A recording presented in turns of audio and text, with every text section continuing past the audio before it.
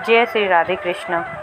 भागवत ग्रंथ में बहुत सी छोटी कथाएं हैं जो कि भगवान ने हमें जीवन के सही मार्ग पर चलने हेतु ही बताई हैं। उन कथाओं का अनुसरण करके हम भी जीवन को उत्तम बना सकते हैं। आइए ऐसी ही एक कथा का आरंभ करते हैं।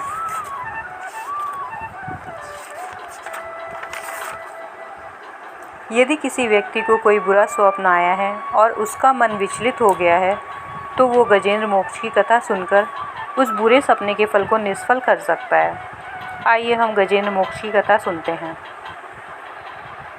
सुखदेव जी राजा परीक्षित से कहते हैं, राजन, त्रिकूट पर्वत पर एक बलवान हाथी रहता था।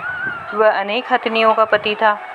गर्मी के दिन थे, अतः गजेंद्र हथनियों और अपने बच्चों के साथ सरोवर में स्नान करने गया। गजेंद्र जल क्रीड़ा में तन्मय है, यह जानकर एक मगर ने उसका पांव पकड़ लिया। उसके पंजे में से छूटने के लिए हाथी ने बहुत प्रयत्न किया। हाथी थलचर है और मगर जलचर है, अतः हाथी जल में दुर्बल बन गया। मगर हाथी को छोड़ता नहीं है। 1 महीना इसी प्रकार दोनों में युद्ध चलता रहा। मगर हाथी को गहरे पानी में खींचता चला जा रहा था। हाथी को बचाने के लिए हथनियों और बच्चों ने बहुत प्रयत्न किए, पर कोई प्रयत्न काम न आया। हाथी अब मर जाएगा ये सोचकर हथनियाँ उसका त्याग करके चली गईं। अंतकाल में कोई काम नहीं आता। गजेंद्र निराधार हो गया। अब उसको यकीन हो गया कि अब मेरा कोई नहीं है और वह व्याकुल हो गया। तब गजेंद्र परमात्मा को आवाज़ देता है। उसे यकीन हो गया, ईश्वर के अलावा मेरा कोई नहीं है। अंत में सब छोड़कर चले जाते हैं। जिनके लिए सारे जीवन का भोग दिया वे भी छोड़कर चले जाते हैं।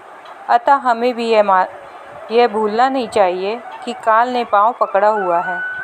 अंतकाल में हाय हाय करके हृदय नहीं जलाना चाहते हो तो अभी से हरि का नाम लेना शुरू कर दो। आज से श्री हरि का नाम लोगे तो अंतकाल में भी हरि ही याद आएंगे। गजेंद्र ने जो श्री हरि की स्तुति की है उसकी बड़ी महिमा है। गजेंद्र मोक्ष की कथा से मनुष्य के अज्ञान का नाश होता है और मरण सुधरता है। गजेंद्र स्तुति करता है। भिन्न भिन्न रूपों में नाटक करने वाले अभिनेता के असली स्वरूप को जिस प्रकार दर्शक नहीं पहचानते, उसी प्रकार सत्व प्रधान देवता और ऋषि भी आपके स्वरूप को नहीं जान सके तो फिर साधारण जीव आपको कैसे पहचान सकेंगे और आपके स्वरूप का वर्णन कैसे कर सकेंगे। ऐसे दुर्गम चरित्र वाले हे प्रभु मेरी रक्षा कीजिए। पशु समान अविद्या से युक्त प्राणियों के अज्ञान को दूर करने वाले और अत्यंत दयालु और दया में देर न करने वाले नित्य प्रभु, मैं आपकी शरण में आया हूँ और आपकी वंदना करता हूँ। अपने अंश से सभी जीवों के मन में आप अंतर्यामी रूप से प्रकट हो रहे हैं। सबके नियंता और अनंत, मैं आपकी वंदना करता हूँ। मैं पशु हूँ, काल के पास में फंसा हुआ हूँ। मुझे काल से बचाओ और जहाँ काल का भय ना हो वहाँ ले चलो, क्योंकि जहाँ काल है वहाँ दुख है। मुझे अपने निजधाम में ले चलो। जीवन मुक्त प्राणी अपने हृदय में आपका निरंतर चिंतन करते हैं। सर्वज्ञान स्वरूप सर्वसमर्थ परमात्मा को मैं नमस्कार करता हूँ। नाथ, इस पास से छूटकर मैं जीने की इच्छा नहीं रखता हूँ। मेरा शरीर अंदर और बाहर दोनों ओर से अज्ञान रूप आवरण से ढका हुआ है। ऐसे शरीर को रखकर क्या फ़ायदा। मैं तो आत्म प्रकाश को ढक देने वाले उस अज्ञान रूप आवरण से छूटना चाहता हूँ जिसका काल क्रम में अपने आप नाश नहीं होता।